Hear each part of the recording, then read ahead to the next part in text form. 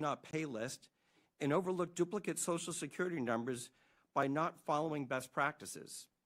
During the pandemic, a simple cross-check of PPP loan recipients against IRS records would have exposed massive fraud and prevented payments to transnational criminals who sold their quote-unquote sauce on the dark web.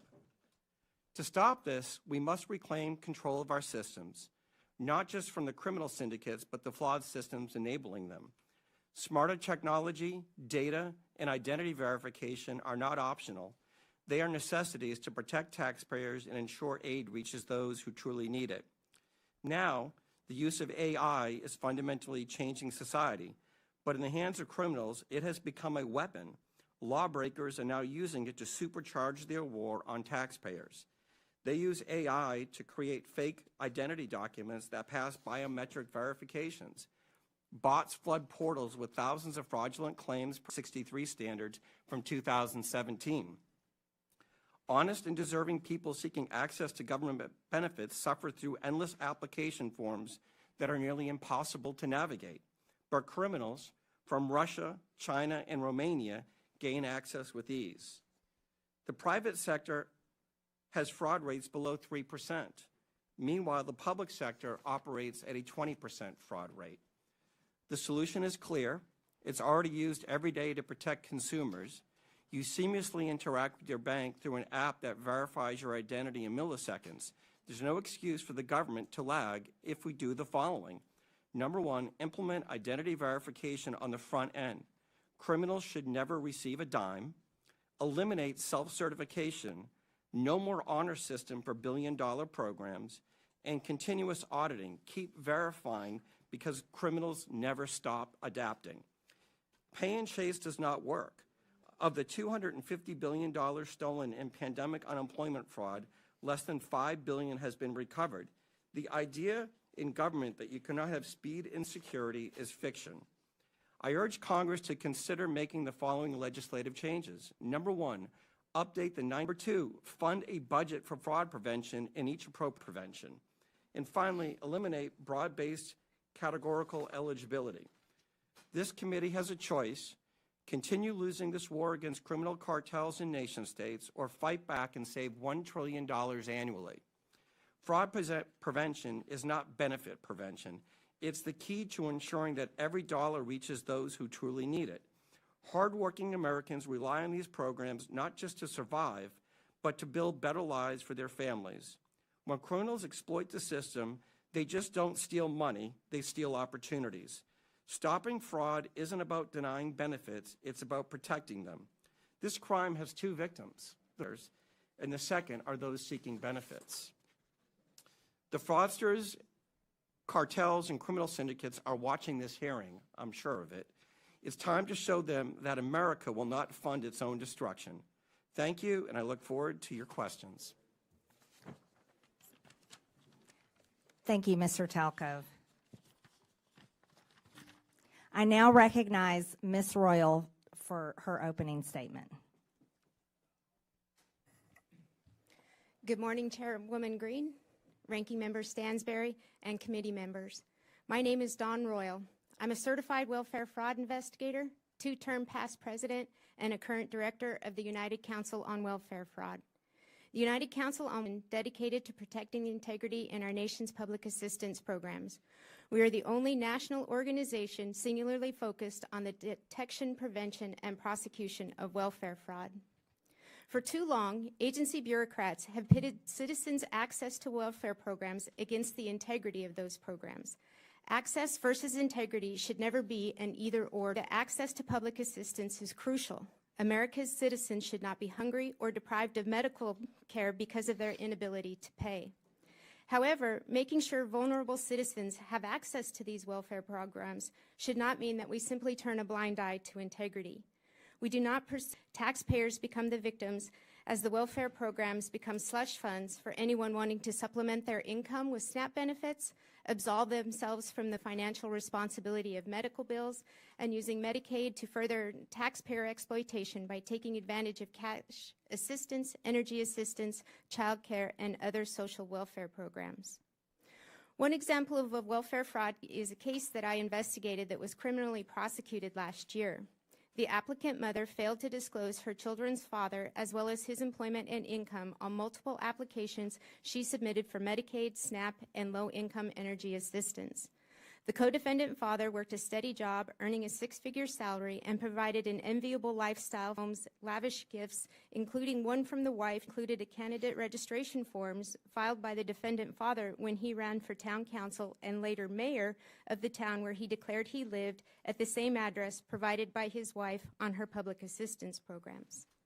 This was a case of greed, but it emphasizes how easy it was for these criminals to make false statements on applications in order to receive benefits from multiple programs that they were never eligible for. I could spend the rest of my day providing countless examples of how taxpayer-funded programs are exploited, and the message would be the same.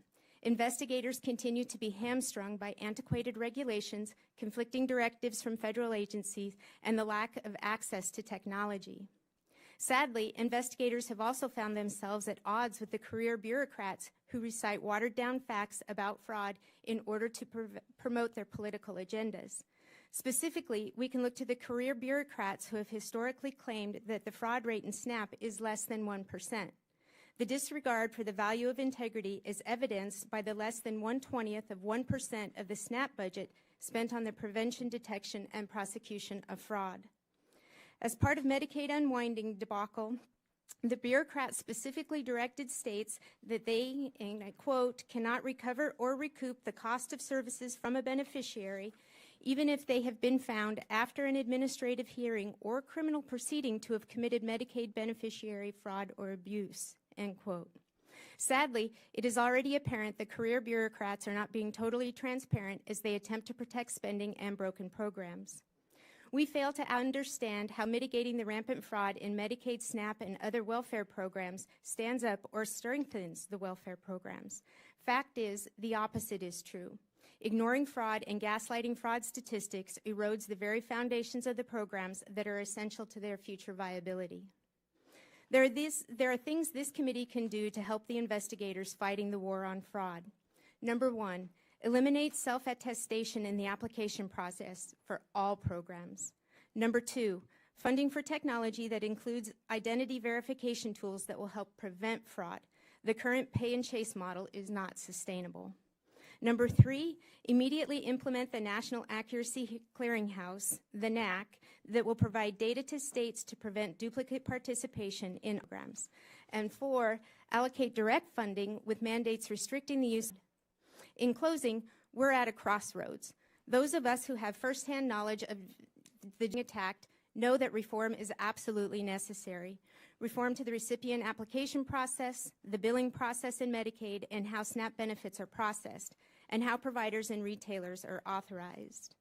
We thank you for the opportunity for UCOF to participate in this hearing. We feel that the investigators who are on the front lines fighting the daily battle against the war on fraud need to be at the table and participating in the development of action plans that will make a difference in protecting the programs and defending the taxpayers.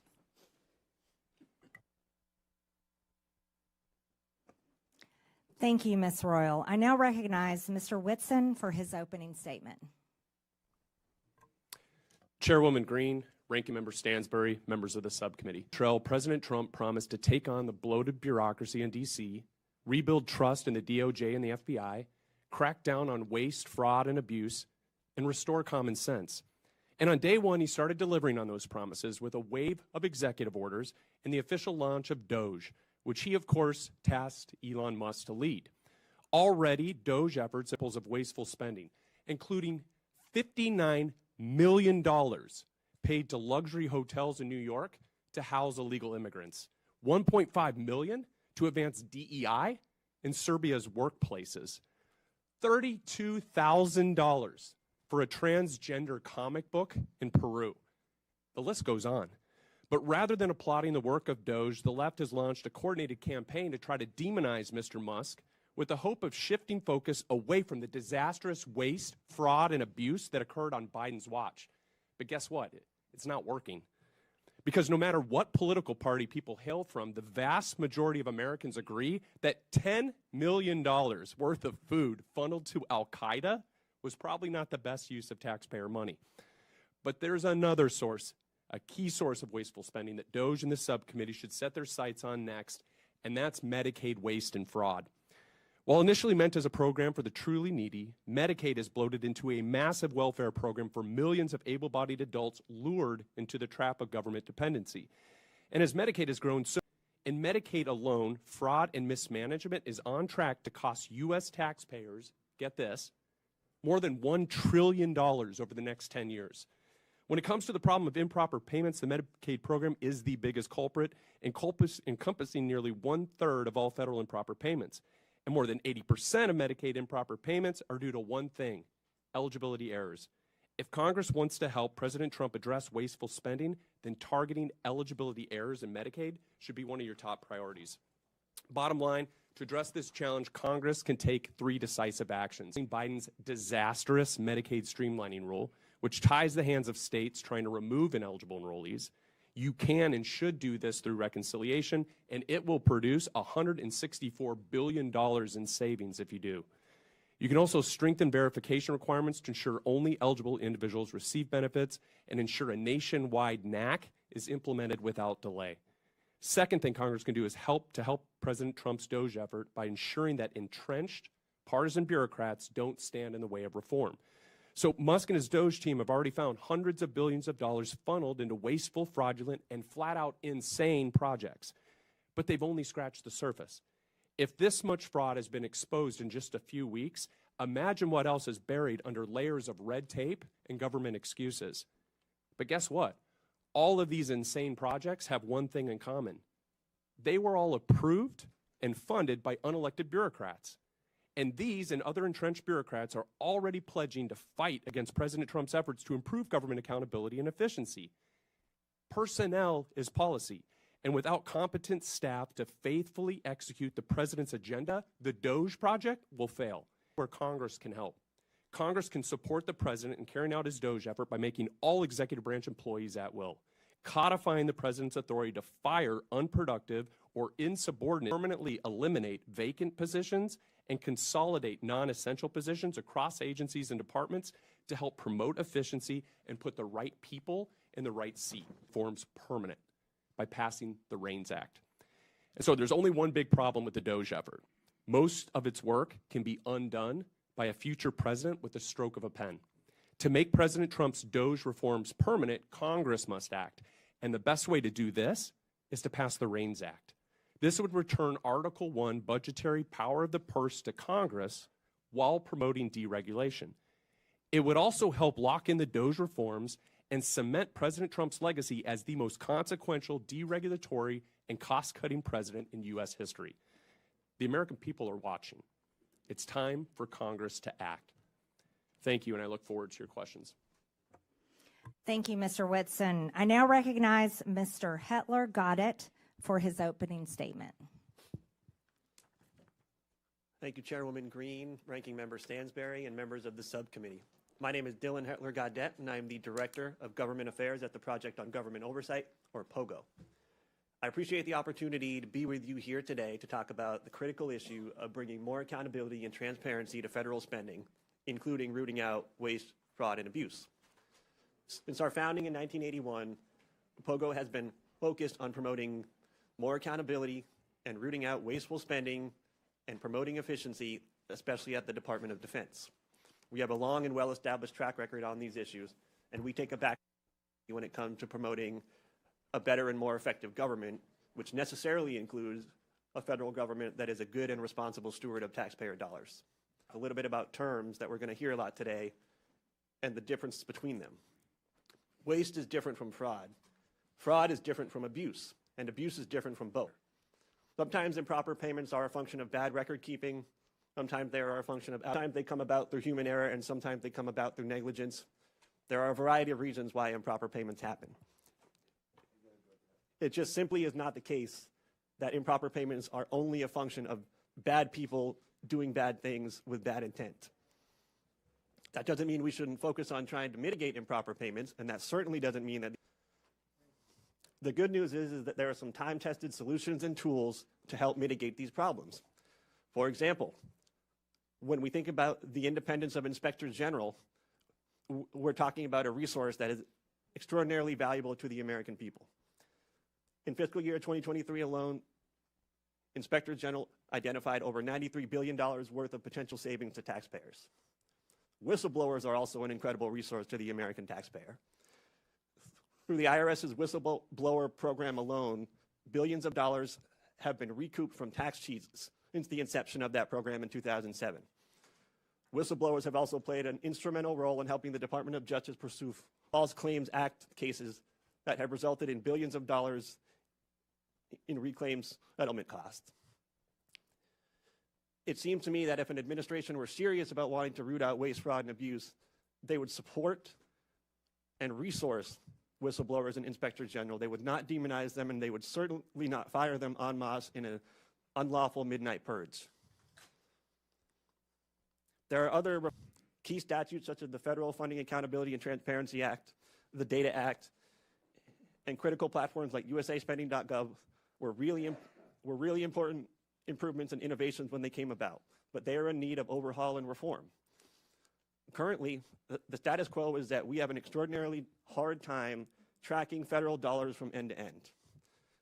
This is due in large part to a broken chain of data collection, of reporting information, and the ability to monitor and track in real time what is happening with federal dollars. This informational black hole is where a lot of impropriety and improper payments often happen. But more importantly, we also don't have a good, clear, and consistent way of understanding what is happening with tax dollars at the end point. What is the impact that we're having? What is the return on investment that we now have an annual budget of close to $7 trillion a year? We can't say with any degree of clarity and consistency what we're getting for all of that money. We have some more good news, though. There are bipartisan efforts, and there have been for years, to try and clean up this situation.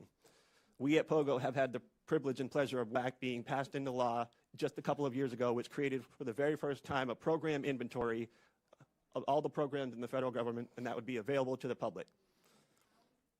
We have worked with a member of this very committee, the House Oversight and Accountability Committee, to introduce a piece of legislation that would bring more transparency to federal subaward reporting. We have supported and endorsed multiple pieces of legislation that take direct aim at the improper payment issue. We also have additional ideas that don't yet have congressional champions. One proposal is to clean up and modernize and standardize the award descriptions that are available in USA Spending to make them more useful and relevant. We have another proposal to harmonize the amount of data and information we collect between contract spending and non-contract spending. We stand ready, willing, and able to work with anybody who wants to work with us on these common sense solutions. Lastly, I want to put in a quick word for Congress. Yeah. And specifically, I want to the gentleman's time has expired. Apologies. Yes. I can't see the flashing light. That's okay. Thank you, Mr. Hedtler-Gaudette. We appreciate your testimony. I now recognize myself for 5 minutes of questions. I'd like to thank our witnesses today for your testimonies. Chair the historic Oversight Subcommittee on DOGE. Americans are shocked to learn that $2.7 trillion of their hard-earned tax dollars have been stolen or wasted in improper payments since 2003. You see, in the private sector, companies can't continue to run employees that allow waste and abuse with their resources. But that has continued for decades here in the federal government. Mr. Talcove, do private sector companies have a lower rate of improper payments than the federal government? Yes, the fraud rate that the criminals are taking advantage of in the public sector is around 20%. In the private sector, it's around 3%, and it's really because the tools that are used in the private sector aren't used in the public sector. Front-end identity verification, self-certification, and then finally making sure that individuals are who they say they are. We'll see the fraud rate go down dramatically because for the most part, this fraud isn't taking place by real individuals. It's individuals whose identities have been stolen on the dark web. They use that information pretending to be somebody else, and because of the antiquated systems, processes, and technologies in place in government programs, they're able to steal at scale. Right. So, Mr. Talcove, we would say that private companies that pretty much have to exist on a 20% profit rate, they're not allowed. They can't continue to be successful if they were to allow their customers' data to be stolen like that and used by criminals. However, the federal government, who can continue printing checks and continuation, never fixes its problems because it can't be forced to go out of business. Would you agree with that? Yes or no? Yes. One of the things I noticed during COVID was the criminals learned that government was the mark because it never runs out of money. And they focus on it at scale, and then the likelihood of getting caught is virtually zero. I think it's outrageous for Americans to know that their identity can be stolen and then used for child trafficking, drug trafficking, and terrorism, like you stated in your opening statement. Ms. Royal, your testimony states that many programs operate under essentially their identity, income, residency, or other key eligibility factors. You call this a trust everyone instead of a trust by verify approach. Does this mean the federal government and some individuals, without verifying who they are or whether they meet program eligibility? That's outrageous. Do states have enough incentive to prevent fraud and to recover improper payments? No, and in fact, states are hesitant to spend their state dollars to protect federal dollars. Would greater investment in program integrity efforts yield a positive return for taxpayers? Yes, it could easily be self-funding. Amazing. Mr. Whitson, your testimony states that both the Biden and Obama administrations issued rules and guidance that made it harder for states to verify eligibility for Medicaid. You say that repealing Biden's Medicaid streamlining rule would save 164 strict eligibility verification that states can perform. Can you explain why this rule is so costly? Yeah, so the rule does a number of things, but for instance, it prohibits states from verifying eligibility more than once a year. So for non-disabled folks to just go in and look and say, hey, are you still eligible for the program? It says you are forbidden from doing that any more often than once a year. And so obviously people's lives change, and so they may become ineligible, and so it's designed to keep them on the program. Another thing, it prohibits in-person or phone interviews to verify their identity. So people apply for it, and then the person on the other end says, well, I just want to call and make sure this is a real person, not someone in another country or whatever. The rule prohibits that. And so there's a number of other provisions. It also opens a lengthy reconsideration periods, and this is where illegal immigrants are able to obtain the benefits. And so basically it says once you get these benefits, you can't interfere with it for a 90-day period or longer. And so there's a number of horrible things. But. So we can't verify if someone is illegal or legal receiving benefits. Just to correct that, yes or no? You have to wait a state has to wait at least 90 days, and actually what we're seeing is it's led some states to wait as long as 13 years. And so on the program. Unbelievable. My time has expired. Thank you very much. I now recognize Mr. Lynch from Massachusetts for 5 minutes. Thank you very much, Madam Chair. First of all, let me congratulate you and also Ms. Stansbury on your new positions. And I want to thank the witnesses for your testimony. We've already heard some good ideas how to work together. And Mr. Hedtler-Gaudette, I, for one, would be most open to working with POGO and trying to work on some of the legislative ideas that you have to actually get at some of this waste, fraud, and abuse. Since this is my first opportunity to speak in this new subcommittee as the representative for the 8th Congressional District in Massachusetts, I want to first of all make clear that my primary purpose in seeking appointment to this subcommittee is for the singular and sacred purpose to defend our democracy, which I believe is under attack in this country, and to uphold my oath to support and defend the Constitution against those who might secretly or openly seek its destruction. Make no mistake, this is a moment for representative democracy. This is a test of our resolve. In the coming days and weeks, we will all get to decide whether we stand with a couple of billionaires who, despite their own financial successes, still harbor such grievances in their hearts that after all that democracy has provided to them, they remain dismantled this democratic government and to punch down at some of the weakest and most vulnerable in our society. Two men who clearly understand that the easiest way to incite large numbers of people is to use social media to exploit the dynamic forces of hatred and fear. Abuse of power. As of yesterday, there were 55 lawsuits under consideration by the federal courts across our nation. As at the beginning, and Congress has an important role to play, and I, for one, look forward to that opportunity. This is a moment of great consequence for our country and for our democracy, and I remain grateful to the good people of the 8th Congressional District of Massachusetts who sent me here. Mr. Hedtler-Gaudette, again, happy to join you on some of your efforts. POGO has worked very closely with our IG community, is that right, the Inspectors Generals? Yeah, that's correct, Congressman. I know your work is very much similar to what we ask our Inspectors Generals to undertake. I want to ask you, what do you think? So in the most recent report from the Inspector Generals, and this is the Council of the Inspector Generals, a nonpartisan group on integrity and efficiency in government, they identified more than $93 billion in potential savings. So the first thing that President fire 17 agency inspectors general. What can you tell us from POGO's standpoint? What does that do to our ability to identify and root out waste, fraud, and abuse? Thank you, Congressman. Inspector General exists for essentially one purpose, and they were originally created in the immediate aftermath of Watergate, and I think to give you a history lesson at all on what happened in the Watergate era, there's a reason they were created at that time, because there was a lot of waste, fraud, and abuse happening, and there were not cops on the beat that were internal, that were independent, that were situated in agencies to be able to find these things and expose them and do something about them.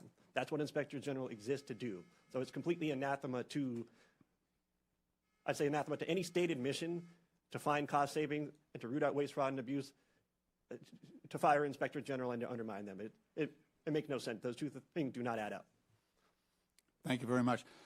The firings that occurred on the when President Trump came to office included the Special Inspector General for Afghan Reconstruction, Mr. Sopko.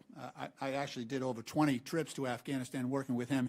He actually uncovered $4 billion in savings in rooting out American taxpayer waste being conducted in Afghanistan. The IG at the Department of Defense, the agency. The gentleman's time has expired. Okay. Thank you, Madam Chair. I yield back. Thank you. Okay. Appreciate Thank you. that. Thank you. I now recognize the gentleman from Texas, Mr. Cloud. Thank you, Madam Chair. For far too long, D.C. politicians have gotten away with measuring their personal value and worth by how much of other people's money they give away. And for far too long, they self-righteously have opined that this spending was for altruistic purposes given out of care and compassion. For far too long, they've been more concerned with looking like they cared than having enough care and concern to actually do the due diligence to ensure that the tax dollars were being used wisely and effectively. And for far too long, those of us who've worked to uncover waste, fraud, and abuse have had to deal with what amounts to an unconstitutional fourth branch of permanent bureaucracy that has too often worked to ignore, obfuscate, delay, and frustrate our efforts to bring transparency and oversight. Over the last few weeks, the DOGE effort has begun to uncover not only how massive, coordinated, to create what is essentially the largest money laundering scheme in history. And while Americans have been working to make ends meet, they have been using taxpayer dollars to fund unnecessary, egregious, and even evil things here at home and around the world. Thankfully, in DOGE, we have a president bringing the leadership needed and a focused effort, along with the talent, technology, tools, and transparency to this waste, fraud, and abuse. And to those who would stand opposed to this effort, I would just point out, while it's understandable to find waste, fraud, and abuse that has grown and metastasized in this government even over decades, certainly accelerated over the last few years, to continue to protect it is corruption. I want to thank the chair for beginning this war on waste on this side of Pennsylvania Avenue and bringing together this committee. This effort is so important as we work to relieve the Americans, people of this burden of waste, fraud, and abuse. Mr. Talcove, you mentioned in your written statement and talked about it in your statement at the beginning that this waste, fraud, and abuse is a national security threat, and certainly one of the challenges facing us that is a national security threat is our fiscal situation. And so we have got to find ways to find savings to the American people in order to bring confidence to the bond markets, to put our country on a fiscal footing, and to reverse the curse, so to speak, that we are placing on our children and our grandchildren. You mentioned a couple threats, though. You mentioned internal threats. You said that these cases involve government employees, individuals entrusted with administering benefits who, instead of using their positions to approve fraudulent claims, override security controls, or even sell sensitive claimant information for profit. Now, this is not every federal employee for sure, but within the context of people who are trying to give their best effort, we have an internal threat. But you also mentioned transnational fraud rings, terrorist organizations, nation states, North Korea, nuclear weapons programs funded by our tax dollars, China, Nigeria, Iran, Romania, Russia, not our friends necessarily, that are being funded by taxpayer dollars. Could you give us some examples of how this is happening? Yeah. So when you think about what happened during the pandemic, $1 trillion, 70% of that money went overseas. And I can give you some examples. In a western state, they had more people applying for unemployment insurance benefits, and they were using it to facilitate other fraud schemes that include fentanyl, that include doing things to impact our democracy. On the insider threat, right, the first thing you have to say, and my dad was a public servant, is 99% of people that work in the public sector are honest, hardworking individuals. But there are some. And what you need is data and technology to root that out. There were examples during the pandemic. There were some examples even of last week where people got into the Medicaid system in a western state and stole $50 million in less than 4 months. So you have to have these controls in place, right? These aren't individuals stealing, Mr. Cloud. These are organized criminal groups, both domestic and transnational. As you mentioned, taxpayers are being forced to fund the demise of our own country. Mr. Whitson, I wanted to ask you, because there's a lot of talk about reconciliation right now. You mentioned Medicaid and what could be done to bring a pretty substantial amount of savings without affecting those who truly need Medicaid and for what the purpose of the program was extended for. Now, The gentleman's time has expired. Hopefully, does the witness want to answer the question? No, only to say that, yes, there's a, and that's. Thank you. Thank you, Madam Chair. You're welcome. For being here, and I want to just start off by making something clear.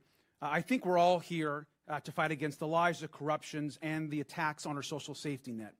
Now, we should in no way be cooperating with House Republicans who want to shut down the Department of Education and destroy Medicare and Medicaid.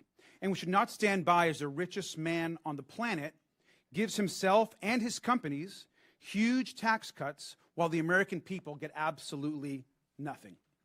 Now, I find it ironic, of course, that our chairwoman, Congresswoman Green, is in charge of running this committee.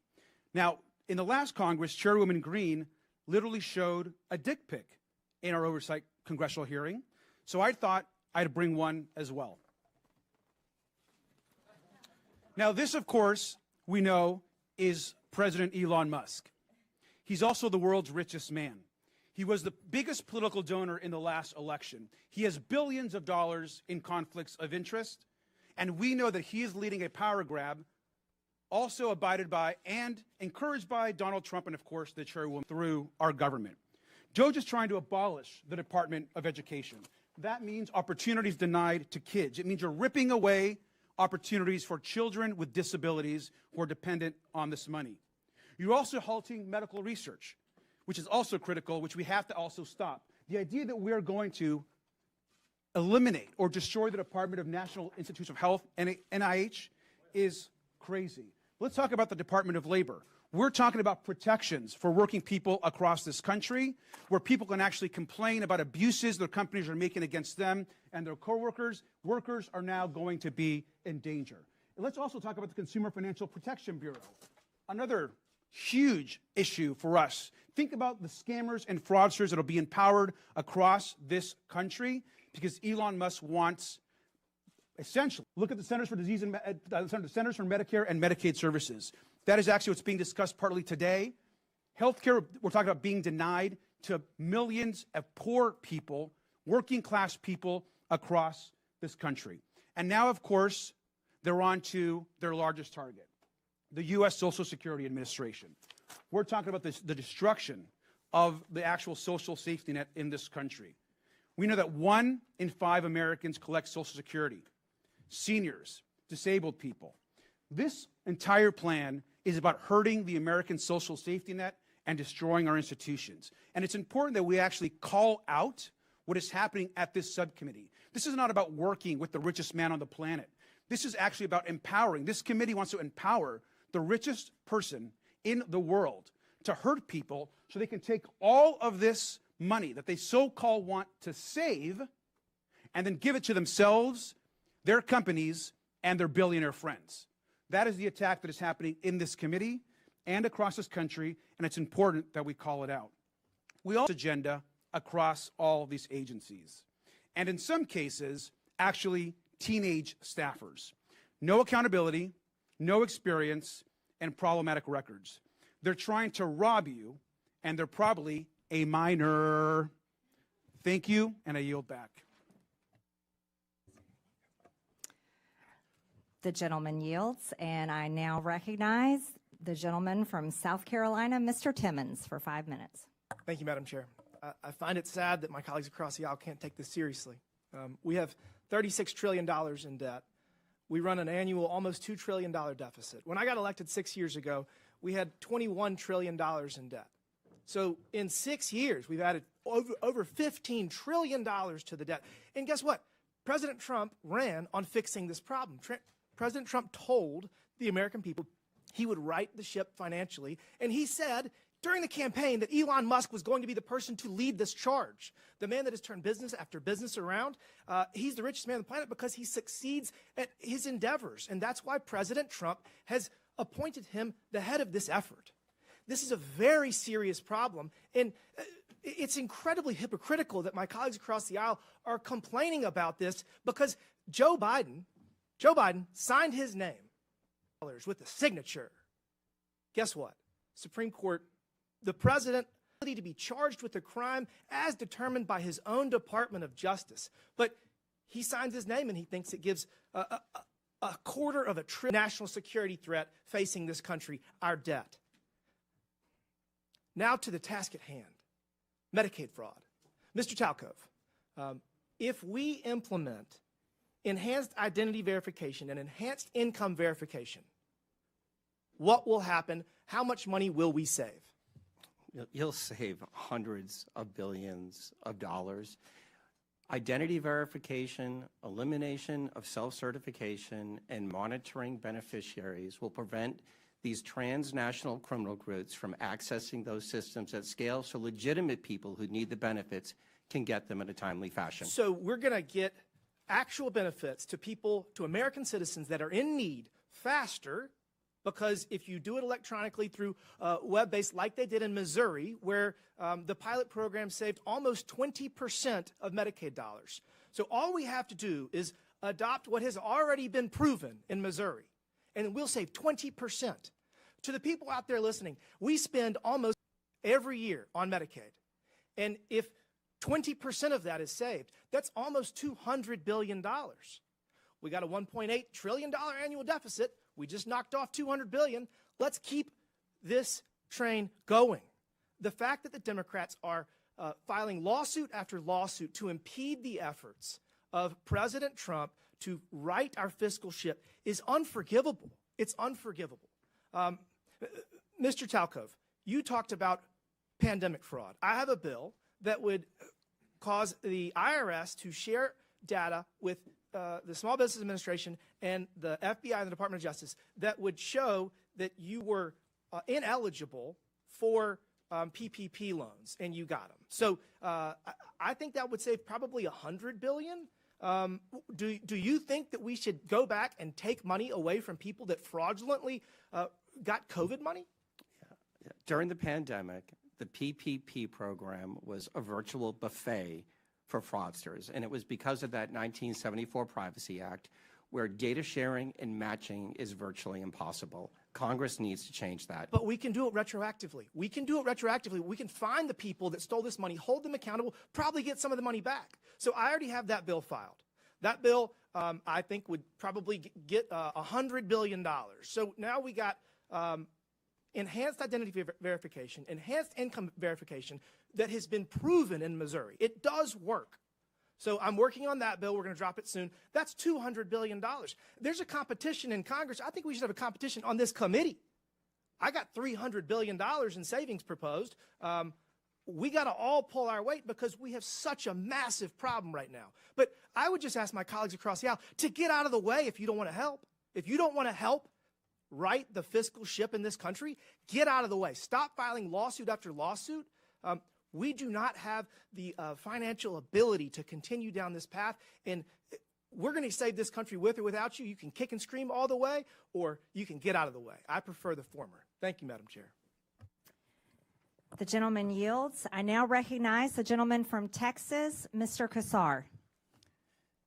This subcommittee is supposedly about looking into waste, fraud, and abuse. So I'd like to start talking about independent inspector generals who are supposed to be looking into waste, fraud, and abuse. Mr. Talcove, do you know how many inspector generals at agencies that were investigating Elon Musk's companies have been fired by the Trump-Musk administration? No. It is 5. Ms. Royal, the Inspector General of the Department of Labor had 17 open investigations into Tesla and SpaceX. Do you know what the Trump-Musk administration did to that Inspector General? No. They fired him, and I think you all know. Mr. Whitson, the Inspector General of the Department of Transportation was investigating Tesla. Do you know what the Trump-Musk administration did to that Inspector General? No. They were fired. The Department of Defense's Inspector General was looking into SpaceX. Mr. Hedtler, do you know what the Trump-Musk administration did to that Inspector General? I believe he was fired. Thank you. I think everybody on the panel knows what the answer to these questions were. The U.S. Department of Agriculture and Mr. Trump did to that Inspector General that was looking into one of Musk's companies. No. He was fired. The Inspector General at the EPA was repeatedly taking on Tesla. Mr. Hedtler, since it seems that you're answering the questions that everyone knows the answer to, do you know what the Trump-Musk administration did to that Inspector General? Into Elon Musk's companies were fired by the Trump-Musk administration. These Inspector Generals who are independent, protected by law, they are the people that find the waste, fraud, and abuse and found many of the cases of waste, fraud, and abuse that have been brought up today, fired because they were looking into Elon Musk. At the NLRB, the National Labor Relations Board, which is supposed to protect workers from getting their unions busted by folks like Elon Musk, made functionally broken by the so-called Department of Government Efficiency that really is the Department of Government Efficiency for Elon Musk, not for you. They are trying to shut down the Department of Education, the Department of Labor. You know what Elon Musk doesn't seem to be looking into? His own contracts. Again, I'll ask you, Mr. Talcove, do you know how much money a day Mr. Musk will receive from the federal government for his contracts? No. The answer is $8 million a day. Just last year, Elon Musk was promised $3 billion from close to 100 contracts with the federal government. Ms. Royal, do you know how much the average person in this country who survives on Social Security, one of our seniors who's worked their entire life, about how much they have to survive on a day? I do not. $65 a day. We're not looking into Elon Musk's $8 million a day. This subcommittee, chaired by Marjorie Taylor Greene and the House Republicans, is looking into your grandmother's $65 a day. Let me be clear. I think we would all support taxpayer savings and send it back to your hardworking family. But instead, what House Republicans and the Trump-Musk administration want to do is they want to look into your kids' lunch money, your kids' teacher's salary, into your grandparents' Social Security. They want to take that money and give it out in billionaire tax cuts, and they're talking about that in committee tomorrow, in Budget Committee tomorrow. They just released their plan. So let me be clear. When Republicans talk about government efficiency in this Congress, they're not looking into billionaires who don't pay their taxes. They're not looking into billionaires who get rich off of government contracts. They're not looking into Elon Musk firing watchdogs who are supposed to keep him accountable. They're looking at cutting your public schools. They're going straight for your Social Security. They're coming straight for cancer research. They're coming straight for the Department of Education. They're not looking at big tech. They're not looking at big pharma because those people fund their government. Then today's whole hearing would be about how Musk and Donald Trump are firing the independent watchdogs who've done this work for decades. Instead, my Republican colleagues' actual goal on this committee is to distract from Trump and from Musk's corrupt war on accountability. This will not be a subcommittee dedicated to making government efficient for everyday people. It's about helping Elon Musk and Donald Trump be as efficient as possible in robbing our government and handing out our government services to the rich. So this seems that this subcommittee is just going to be like the agency it's named after. The gentleman's time has expired. A total sham. The American people are $36 trillion in debt. It certainly seems reasonable that someone has been fired. I now recognize the gentleman from Tennessee. You're going to put us further in debt with your billionaire tax cuts. You're not recognized. Mr. Burchett, you're recognized for 5 minutes. Thank you, Chair Lady. The gravy train, for a lot of these folks, it's been on biscuit wheels, and it's about to run off the dadgum tracks, and it's about time. Could you imagine standing up here and defending waste, fraud, and abuse? But I think that's what we're seeing. When people squeal and don't ask questions, I think it shows the American public what the heck's going on. And that little gravy train is getting ready to run out. The spigot is getting ready to be turned off. Mr. Talcove, for these entitlement programs. Yeah, it's doing what the private sector does every single day. There you use your bank, you go to Amazon, using those tools and moving away from some of the dated compliance standards that the federal government uses. NIST IAL 863, 2017, before there was anything called deepfakes and generative AI tools. I was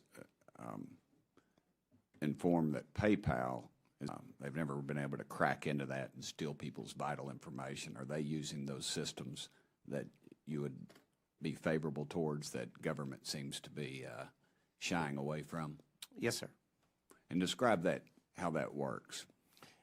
They're systems that are based on encryption.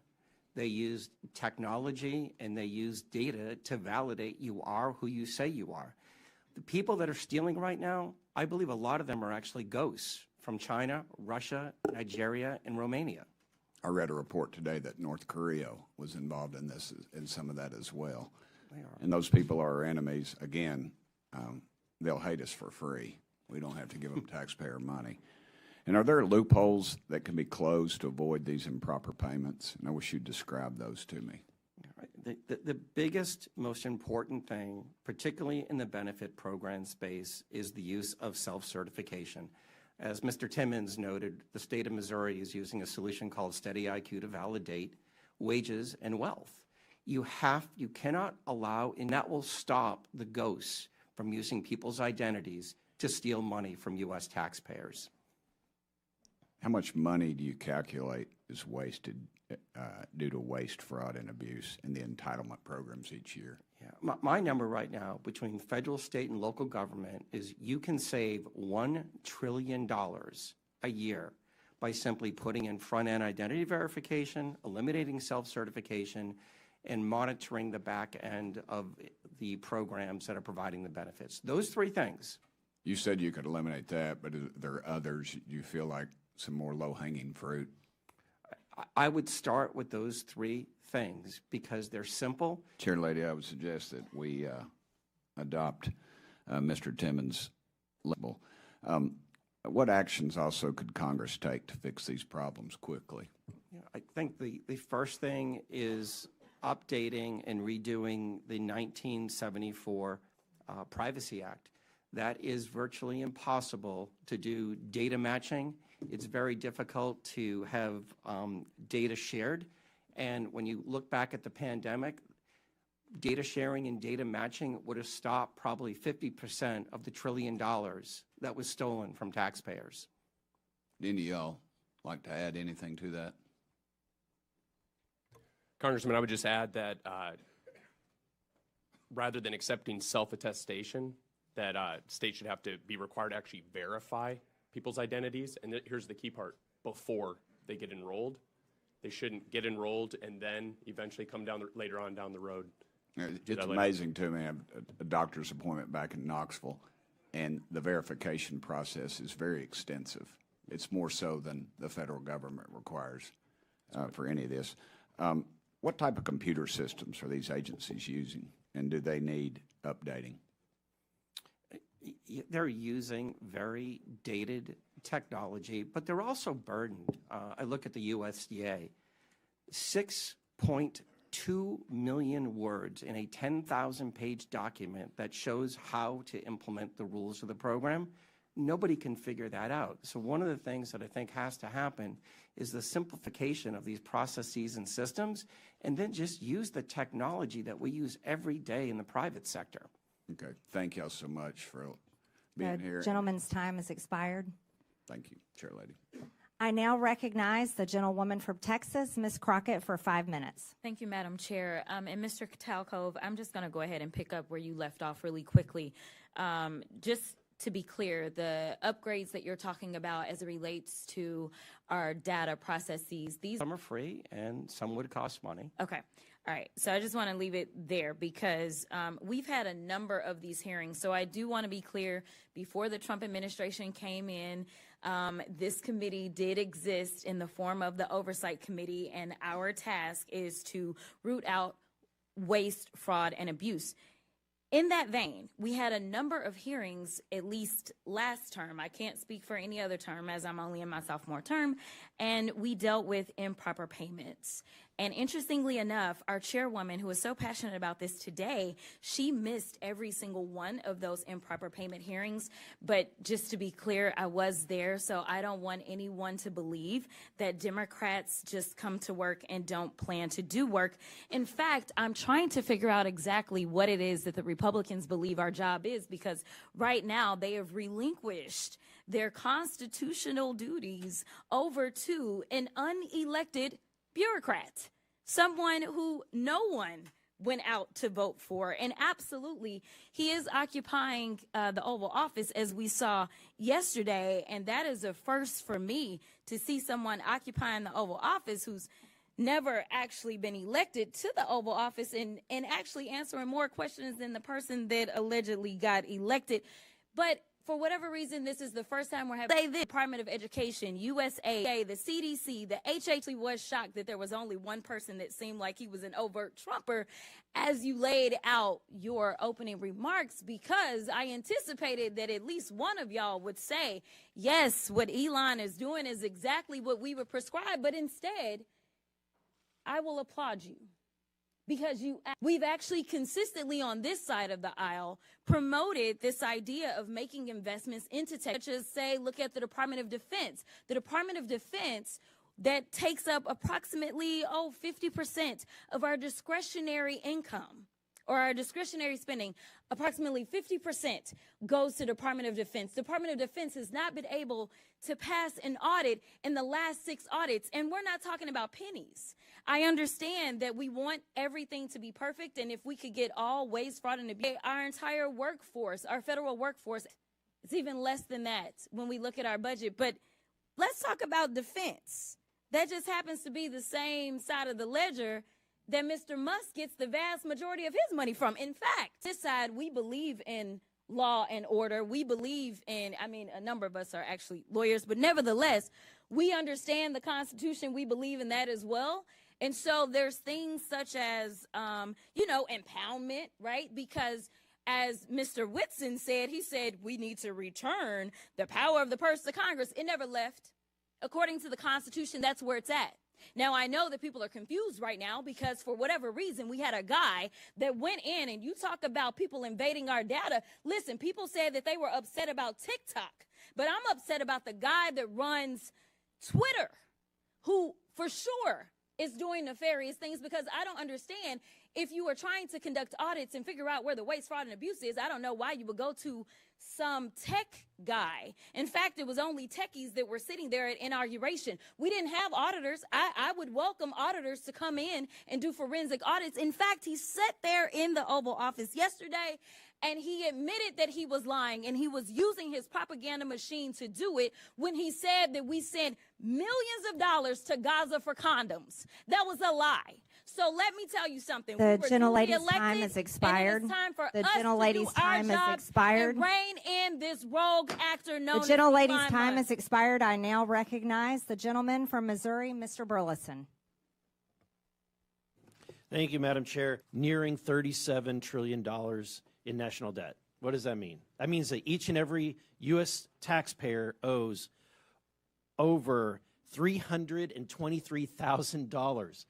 Okay? What does that mean? That means when the EPIC, which is the Economic Policy Innovation Center, says we're spending $2 trillion in debt every year, folks, we're at the precipice of a debt, like a debt cycle. We are literally at a point in which the dollar will be worth nothing. What does that mean? And we know Social Security goes bankrupt in 8 years, right? Medicare goes bankrupt in 10 years. And then 15 years from now, the dollar is completely devalued and worth nothing. So what does that mean? That means it's worthless. So what are we doing? We're trying to save this country. We're trying to save your pensions. We're trying to save your bank accounts.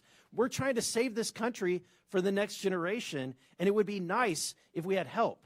But instead, we have people that are fighting us on this. And, I think that I would hate to be in the Democratic Party right now, because you're in a really bad bind. You're having to defend all of this crazy spending, all of this crazy waste. So how do you do it? You do right? He's rich. He must be evil, right? That's the attacks. Really? You can't do any better than that, right? Let's talk on the policy. Help us. We're trying to save this country. This is and Elon Musk, who's making no money doing this, is trying to save this country. Why? Because he has invested in the United States of America more than anybody, right? So I think that we should embrace it. In fact, not a single company, governor of any state would ever turn down Elon Musk and his team of DOGE from coming in and providing free services to right the course and financially in any state or organization. It's ridiculous that we would demonize someone that loves this country so much. Mr. Whitman, the formation of agencies via the executive action is not new, right? The formation of DOGE is not new. Can are you familiar with any other previous presidencies where they've formed organizations like DOGE via executive action? Yeah, so actually the agency that DOGE is occupying is one that was created in a previous administration, so it is something that happens routinely. But I don't know if that answers your question. Yeah, there's been the Office of Budget Management was created, Environmental Protection Agency was created, the U.S. Digital Service, which is now DOGE, was created all by executive order, right? And actually one other I'd add is USAID was originally created through an executive order by President Kennedy and then later formalized. And then, Madam Chair, I have a video I would like to end with that just, let's review, if we could cue that, to remind, and I want to remind my Democratic friends, at a point in which you once had the majority of the American people on your side, this is what your party believed in. This report tells us how to cut waste, cut red tape, streamline the bureaucracy, change procurement rules, change the personnel rules, and create a government that works better and costs less. I've read it, and where it says the president should, the president will. Among the 800 recommendations, eliminating 12% of the federal workforce, merging some government agencies like the FBI, the DEA, and the Bureau of Alcohol, Tobacco, and Firearms, closing hundreds of government offices outside Washington. From the day I took office, one of the commitments that I made to the American people was that we would do a better job here in Washington in rooting out wasteful spending. We thought that it was entirely appropriate for our governments and our agencies to try to root out waste, large and small, in a systematic way. It means cutting some programs that I think are worthy, but we may not be able to afford right now. A lot of the action is in Congress and legislative, but wasteful spending that's out there. We haven't seen as much action out of Congress as we'd like, and that's why we launched on our own initiative the campaign to cut waste. And we're going to keep on finding every possible way that we can do that, even if Congress is not acting. There you go. I think it speaks for itself. My time has expired. The gentleman's time has expired. Thank you.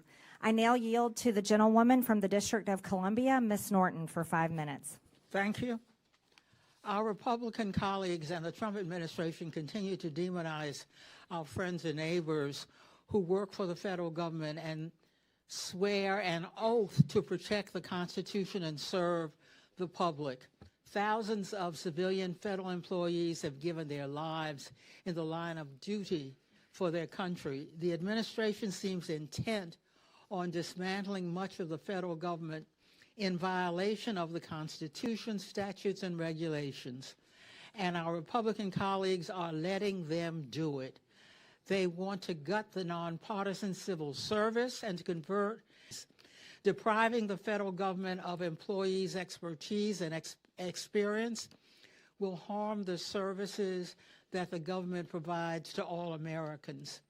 Mr. Hedtler-Gaudette, the administration is attempting to cause a mass exodus from our federal workforce. Will this increase or decrease waste, fraud, and abuse? Thank you, Delegate Norton. I think it's pretty clear that chaos is not the friend of efficiency. If you undermine the very functionality of the government, you're not going to make it more efficient. You're going to make it worse.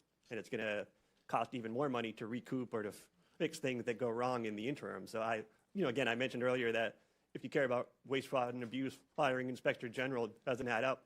I think if you care about government being more efficient, intentionally creating chaos is the opposite of that. Well, Mr. Hedtler-Gaudette, do federal employees operate without oversight or rules? And plenty of rules and regulations, and when there are independent Inspector General at the agency they're supposed to be at, they also have a cop on the beat making sure that they do so. I want to highlight some stories demonstrating exactly the kinds of federal workers the administration is trying to force out. How about Chris Mark at the Department of Labor, whose pioneering work on mine safety has reduced minor safety deaths from roof collapses to almost zero today? Or Jared Koopman at the Internal Revenue Service, who pioneered new methods for tracking criminal cybersecurity currency transactions that led to the rescue of 23 children from rape and assault, as well as the seizure of hundreds of millions of child abuse videos and 370 pedophile arrests. This work also prevented funding from going to terrorist groups. Or Ronald E. Walters, who manages the resting places of almost 4 million every day. The workers are wildland firefighters, border guards, doctors, nurses, food inspectors, air traffic controllers, and law enforcement that do their civic duty, often despite the fact that they could make such. Thank you, and I yield back. The gentlelady yields. I now yield to the gentleman from Georgia, Mr. Jack. Well, thank you very much. Thank you very much, Madam Chair. And I want to also thank you for convening this hearing. I think it's incredibly important, and I want to thank our witnesses for appearing before us today. Like another member of this committee, I too was once an employee of the Executive Office of the President. I worked in President Trump's White House from the very first to very last day of his first term, and I saw firsthand how entrenched and resistant the federal bureaucracy was to his agenda. So it's no surprise, by using their time to bash Elon Musk, instead of discussing ways to work together to advance a bipartisan cornerstone of President Trump's agenda, the mission to eliminate, finally eliminate, waste, fraud, and abuse. And I just took a rudimentary count of the Dems' testimony, or rather comments today, and I've got 27 mentions of Elon Musk and 3, in fact, the right count, encourage anybody to fact check me, but I think it illuminates a lack of bipartisan effort to address these critical things that, you know, waste, fraud, and abuse is something that should be bipartisan. The chair noted that in her opening remarks. Now, Madam Chair, you know how much I enjoy studying public opinion. So with your approval, I'd like to enter into the record the CBS News poll from this past weekend conducted February 5th to 7th, 2025. And I'd also like to illuminate 2 findings. First, 70% of Americans, Democrats and Republicans included, believe President Trump is already doing the job that he was elected to do, which is interesting because I have an article here from CNN from September 2024 that notes Trump says Elon Musk has agreed to lead proposed government efficiency commission as ex-president unveils new economic plans. So he is doing exactly what he said he would do by empowering his administration to root out waste, fraud, and abuse, and that's exactly what we're trying to do here today. I'd also like to note one interesting statistic from that. 62% of Americans want Democrats in Congress to work with us to advance the priorities that President Trump was elected to govern on. So I think those are 2 stats that I hope everyone pays attention to. But to ask questions of our witnesses, I'd first like to start with Mr. Talcove. You know, one of the things that I've found very interesting from your opening testimony is you talked, and I think you engaged with Mr. Burchett on the 1974 Privacy Act. And I had some interesting folks visit my office yesterday who noted that 1/3 of all prior authorizations are still done manually by phone, fax, or direct post mail. First off, would love your comments on that, and I'd also like for you to expound upon some of the solutions that we can deliver to this Congress in modernizing that 1974 Privacy Act. Yeah, these aren't people problems. You can't process the number of individuals that are time. So by updating the 1974 Privacy Act and allowing for digital matching, you would have very quickly realized that a large portion of the PPP loan funds were going to the wrong person. You would have been quickly able to match, and I think the number was 20% were on the do not pay list. You can't expect people to do what a machine, and especially AI, can do today. Fair enough. Thank you very much for that. And if I can also ask Mr. Whitson, I think we share a common interest, which is to help President Trump effectuate in his first administration. And I have to imagine that if we have departments and agencies outside of D.C., if we've got a workforce that's more reflective of the balance that America is, we at the same time, too, could potentially root out some of this waste, fraud, and abuse by enabling other Americans, other citizens of our country to help advance some of these issues. So would love your commentary on that. Right, Congressman Jack. And so I think, you'd save a lot of taxpayer money. So building a headquarters in downtown D.C. versus Huntsville, Alabama, you're going to be able to save a lot of money.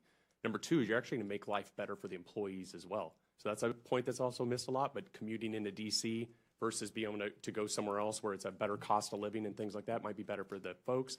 And then lastly, these areas where you set up a headquarters are going to be populated by people that live in the area to fill the rank and file of staff positions. And so if you plant these federal agency headquarters in the heart of any area that's overwhelmingly one party or the other, then you're going to naturally get that sway versus something that's more representative of the people as a whole. Well, thank you very much, our witnesses. Mindful of my time, I want to finish before my time expires. I yield back to our chairwoman, Marjorie Taylor Greene. Thank you. And Chairwoman, I would like to ask for unanimous consent to enter something into the record. So what is it? It is a report from the Congressional Research Service, nonpartisan CRS, that lays out the rules and the law for firing inspectors general, which of course look into waste, fraud, and abuse. And Without objection. Thank you. And that rule requires 30 days and a reason for firing inspectors general. to give Congress a chance. Madam Chair. Without objection, the materials Mr. Jack cited are also submitted for the record. I now recognize. Yes, apologies. While we're on it, I'd also like to ask for unanimous consent to submit for the record 2 items. One is a statement from the AFL-CIO, Department of People who work for a living with views on working people to make the government work. And the second is a statement from the Center for Responsibility and Ethics in Washington on ways to combat waste, fraud, and abuse in the federal government. Without objection, so ordered. I now recognize the... Thank you once again to all of our witnesses for being here to testify. Thank you to my colleagues. We are going to have so much fun in this committee, this Congress. I actually appreciate the video that was shown just a few moments ago, because when on the waste EO that was referenced that President Obama signed, but there is one fundamental difference between the presidents and vice presidents that were shown on that video and what's happening today, and that is that they followed the law.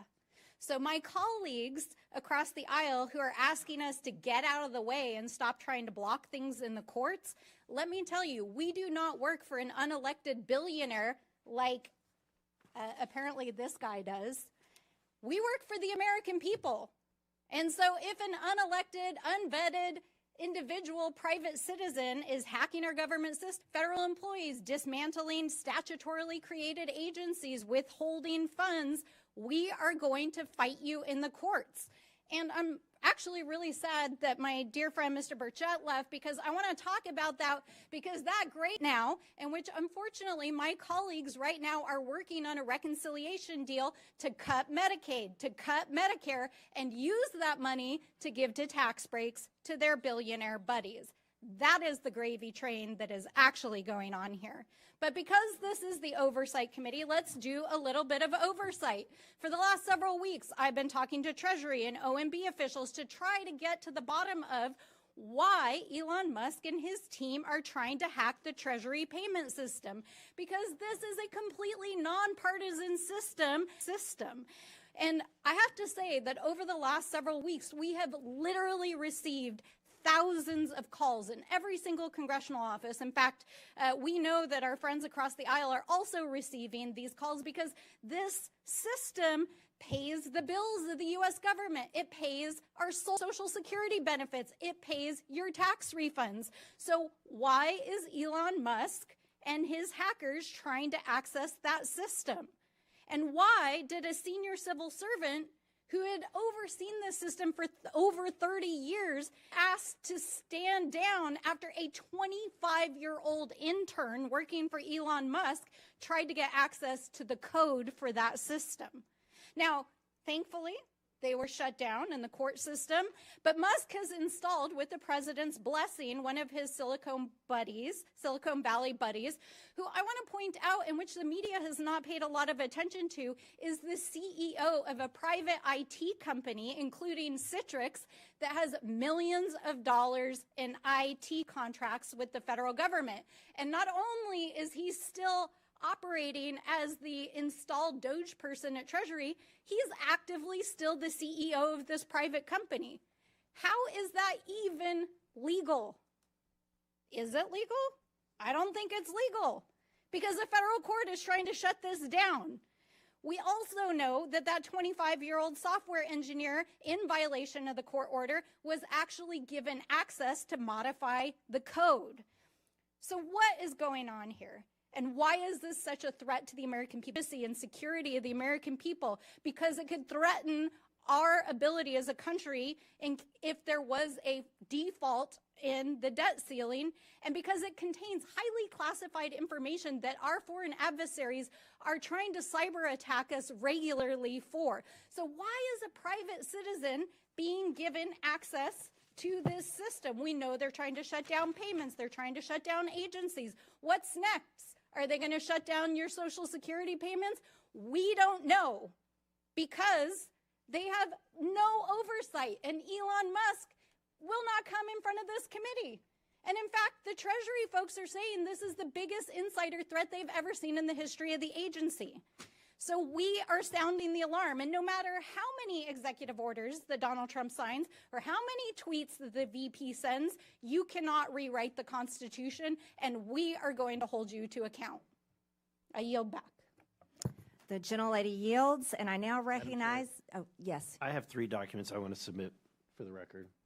The What the first document is the Constitution, Article 2.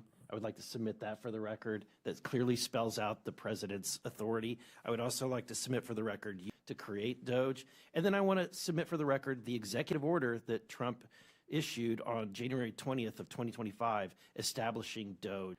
Thank you, Madam Chair, and thank you for hosting this committee. If we've learned anything so far, it's that Republicans want to cut waste, fraud, and abuse from our federal government and save taxpayer dollars.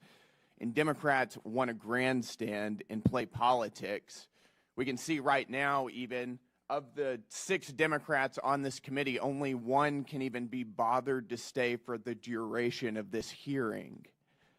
All we've heard about for most of this hearing from the other side of the aisle is Elon Musk, Elon Musk, Elon Musk, unelected bureaucrat.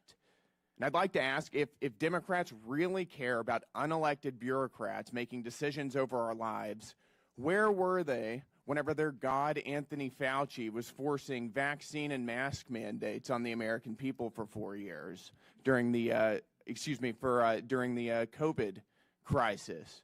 Where were they whenever unelected Alejandro Mayorkas was facilitating the invasion of our country by illegal aliens who were murdering and raping and pillaging our people? Where were they whenever the Secretary of Arizona targeted states and schools and people who were ideology? Where were they whenever Gary Gensler, former chairman of the SEC, also unelected, was lawlessly thwarting the development of financial markets, particularly in the crypto space, by lawlessly pursuing regulation via enforcement? They were nowhere to be seen because they don't care, because all of those things benefited their side of the aisle at the expense of ours. And perhaps that's also why they don't seem to be very interested in rooting out improper payments from our federal government. If you wonder why so many people are cynical, this is exactly why. The reality is that Elon Musk serves as an employee of the president, and we were given a massive mandate to carry out what he's been doing. His job is to carry out the will of the American people as expressed through the executive. That's exactly how the Constitution is supposed to work. The Constitution did not create an unelected, unaccountable 4th branch of government in the administrative state. The American people know this. My colleague Brian Jack is doing, and President Trump is doing exactly what he was elected to do. And that's why he's polling at a 53% approval rating, higher than he was at any point during his first administration, or polling at a 49% approval rating, which polling at whenever he finished his term in office. The Democrat Party has for decades systematically grown and weaponized the administrative state against the American people, and the American people have had enough of it. Right now we're talking about we're uncovering what could be the biggest money laundering scandal in American history. The other side of the aisle could care less. They have no concern about where this money went, to what entities it went, to what governments, to what people or groups. Nothing. All they want to talk about is Elon Musk incessantly. It does make me wonder if they don't care about where it's going. Do they have an idea? Because what we've uncovered so far is that so much of the waste, fraud, and abuse of our federal government is actually funding their side of the aisle. It's funding media outlets that are running cover for Democrats routinely. The NPR, PBS, the BBC, Politico. It's going to fund left-wing NGOs that are facilitating the invasion of our country. It's going to fund left-wing transgender activism and sex changes all over the globe. This is money that's being used, taken from the American people and used against their interests. If you care about rooting out waste, fraud, and abuse, we should be serious about this. I'm very excited to be on this committee. I'm excited to expose what's been going on. Thank you, Madam Chair, and with that, I yield. The gentleman yields. In closing, I want to thank our witnesses again for their testimonies today. I now yield to the ranking member for closing remarks. Thank you, Madam Chairwoman. Well, I never thought so many conspiracy theories and wild accusations could be wound into one 5-minute speech, but I appreciate my friends across the aisle. First of all, let's talk about this massive mandate that supposedly brought Donald Trump into office. Donald Trump did not run on putting an unelected billionaire in charge of dismantling the federal government. He ran on lowering prices for Americans. And I think it's interesting that while we're sitting here this morning, the top of the New York Times is reporting that inflation has risen. What's going on, guys? I thought you were going to tackle inflation and food and energy prices. Isn't that what the executive orders were supposed to do? Oh, wait. Or is dismantling diversity, equity, and inclusion in our federal agencies and putting an ideological agenda and trying to fix this country? Because the numbers are telling us that you have. So let's be real about what's going on here. I also want to point out that literally while we've been sitting here for the last almost 2 hours getting lectured on fiscal responsibility, literally the Republicans just released their plan to raise the debt limit while we were sitting here. And they want to raise it by $4 trillion. Okay, guys, like literally, I'm just like without words. Inflation is going up. You want to raise the debt ceiling by $4 trillion. You want to gut Medicare. You want to gut Medicaid. You're talking about going after Social Security after promising that you wouldn't. I mean, really, what the heck is going on here? We're not trying to take down Elon Musk as a businessman. This dude is literally breaking the law. I really do not see you holding him accountable and doing your most basic constitutional responsibility in the separation of powers. So, I want to end where I started. We are the Oversight Committee. We are the People's House for the United States of America. We represent the American people. And so, Mr. Elon Musk, if you would like to appear in front of the Oversight Committee, you have been duly invited. Please, come tell us what you're doing. Come testify in front of the American people. And please, come hold yourself to account. With that, I yield back. The gentlelady yields. I now recognize myself for closing remarks. President Trump was elected with a mandate to rein in unaccountable bureaucracy in Washington and to wage war on waste. I know that because I campaigned alongside him, and so did my colleagues. This hearing was the first battle of that war, and in the coming days, the subcommittee will release a report with legislative solutions to the problems we have. The bureaucrats, in pure spite for the hardworking American people, have resulted in total failure. The federal government has made over $2.7 trillion in improper payment in 2023 alone. Those are trillions of dollars that honest Americans have paid in taxes at gunpoint over the years. As we approach April 15th, Americans are once again preparing to do their taxes and fork over their unfair share of money it takes to run this country. Their money's worth for a long time. Most improper payments in recent years were issued through 5 programs: Medicaid, the Earned Income Tax Credit, Pandemic Unemployment Insurance, and the Paycheck Protection Program. But a total of 16 federal programs had improper payment rates of 10% or more in 2023. That includes SNAP, the federal food stamp program, which paid out $10 billion taxpayer dollars improperly. To get their arms around this problem, Elon Musk and the DOGE team went straight to the source. They went to the Treasury Department's Fiscal Service, which makes about 90% of the trillions in federal payments issued annually. The audit of these payment systems was long overdue.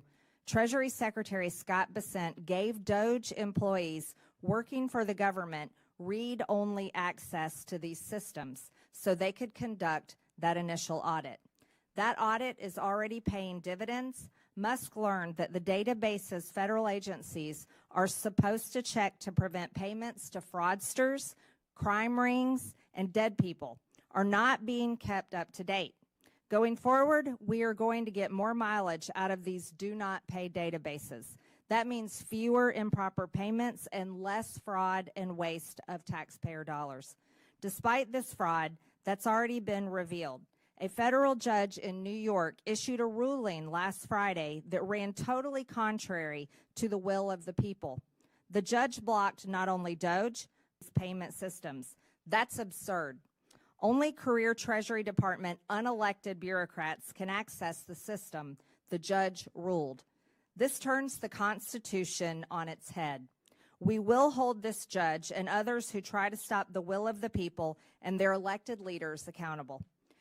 As is written in the Federalist Papers, the judiciary has no influence over either the sword or the purse, no direction either of the strength or the wealth of the society. It may truly be said to have need of the executive arm for the efficacy of its judgments. But the whole D.C. swamp is unelected officials from DOGE were allowed access to these systems.